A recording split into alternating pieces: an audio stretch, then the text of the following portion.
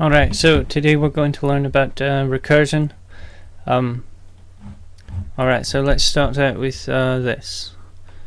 The factorial function is in math a recursive function, and let's take a look at it. So 3 factorial equals, what does it equal? 3 times 2 times 1 times 1, basically. Okay, but that is defined like 3 factorial equals 3 times 2 factorial, which equals 3 times 2 times 1 factorial, which equals 3 times 2 times 1 times 0 factorial, which equals 3 times 2 times 1 times 1, which equals 6. Alright, now this is defined as follows: 0 factorial equals 1, and n factorial, n just being any sort of number, any integer, positive integer, equals n times n minus 1 factorial. There, and that's the math. That's the way you define it in math. So what this is a recursive function because it's calling itself within its own definition. So it has to keep calling itself again and again, like this. So the 3 factorial, it sets, let's say 3 factorial, 3 is n, so it's 3 times 2 factorial, which is 3 minus 1. 3 minus 1 is 2 factorial, and then 2 factorial equals 2 times 2 minus 1 factorial, which is 1 factorial, so 2 times 1 factorial. Alright, so now let's define this in scheme. Define fact, that stands for factorial, lambda n. Alright, so what we want to do, if it's 0, if n is 0, then we want it to equal 1. Oops.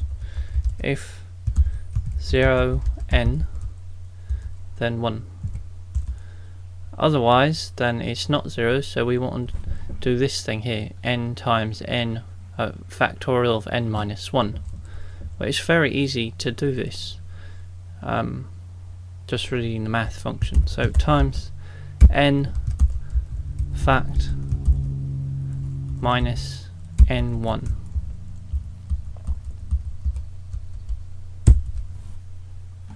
Alright, well, let's get rid of all this non-scheme stuff, otherwise it'll start complaining. Alright, now let's try that out. So what was factorial of 3? It was 6, right? Factorial of 3. 6, right. Now do factorial of 5. Alright, now I'm going to open up this other nifty scheme interpreter called Petit Ches scheme. I'm going to copy and paste that into there, and then we can trace this function. Just define it. Now we'll trace fact. We'll run fact on 3. Alright, so it shows us what it's doing. First it calls fact 3, which, well, that's 6. Fact 2 is 2. And fact 1 is 1. Right, so first it goes down. Oh, and fact 0 is 1 too. Alright, so first it evaluates that at the very last there. That's 1, 1, and then multiplies them all together, and you get your answer. Of course, your answer is 6 there. Yes. Alright. Now we're going to do a little bit of recursion on lists. Let's say we've got a problem where we just want to count the number of elements in a list. Alright, so we've got a list like this, A, B, C, and we want it to return 3. So it has to go through, has to check that one, count that as 1, and then check that one, and then check that one, and then it'll get 3 by that time, and then at the end of the list it'll be just an empty list, and that will just we'll count that as 0. And so basically, remember in the factorial case we had a base case where when it was factorial of 0 factorial equaled 1, and then we had the n factorial case. So sort of like that with the list. We're going to have the empty list. Well, let's see here. Alright, we'll call it list length. List length of the empty list will equal 0, and then list length of a list with like well, let's just do this list with a in it will equal 1 plus the list length of the coulter of that other list there, because we'll just keep going down. So this could be like A, B, C, D, and then the coulter of A, B, C, D would be B, C, D. So we'd have 1 plus that, and then eventually you get down just taking the coulter of the next one.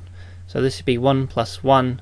I mean, this would equal 1 plus 1 plus the list length of the coulter of B, C, D, which would be just CD.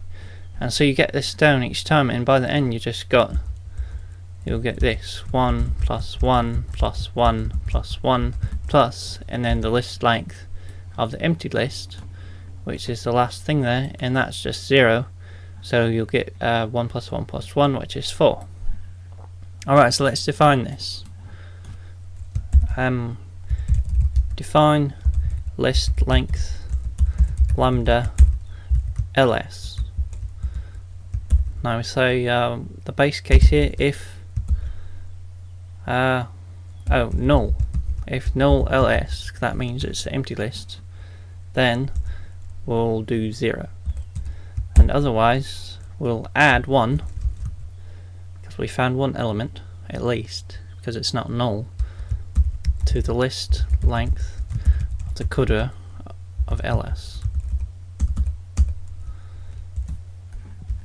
Alright, so let's get rid of that so the game doesn't complain.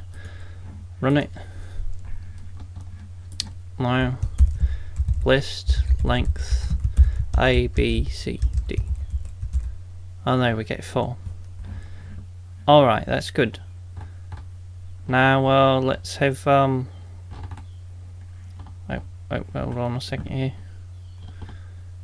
Going to define a new procedure that takes a non-empty list as its argument and returns the last top level item in the list. So on A, B, C, D it will return D, and we'll call it rack. I don't know why. That's what we're doing. Rack. Okay. Lambda ls. So what we want to do, we want to cut it down until we get to the last one, and then we want to return the car of the last one. Say the last one will be like D in there, and we want to return the car of D. So because that would give us D. Oh, warning, no, whatever. Alright, so what is the base case then? The base case is when it gets down to a list that has just one element in it. And how would that be? How would we know that it only has one element? We could either call list length on it and check the length and see if it equals 1, or we could just see if the coulter of the list is null. Null coulter D. Oops, that's true. Alright, so we'll just check that as the base case. If null coulter D, then we'll release the not D, I mean coulter of ls. Then we'll just return the car of ls. Alright, now otherwise we'll what we're going to do, we're going to have to run rack again on the coulter of ls. Rack coulter ls. And this way we'll just keep shrinking the list down until we get to the last element, and then it will return that one. So let's run this, try it out. Rack A, B, C. There we go, it returns C, just like we thought it might. Let's try tracing this in that petite J scheme. trace rack A, B, C.